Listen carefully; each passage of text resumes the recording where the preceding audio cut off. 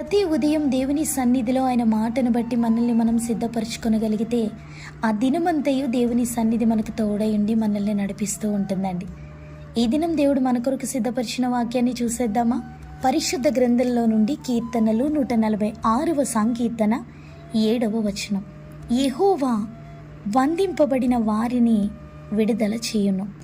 అపవాది ఎన్నో బంధకాల ద్వారా మనల్ని బంధిస్తూ ఉంటాడండి.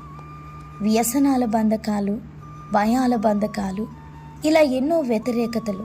దేవుని యొద్దకు మనం నడవకుండా కూడా వాడు మనల్ని బంధించి వాడి యొక్క తంత్రాలలో మనల్ని కట్లతో బంధించి ఉంటుంటాడు.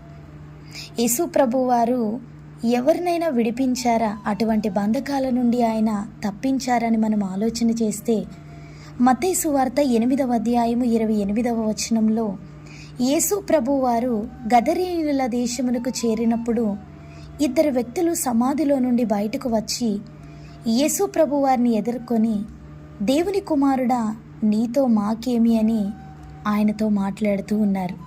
అపవాది వారిని మరణానికి బంధించి ఉంచాడు. ఆ వ్యక్తులలో ఉన్నటువంటి దయ్యాలు యేసు ప్రభు వారిని చూసి కేకలు వేస్తూ ఉన్నాయి.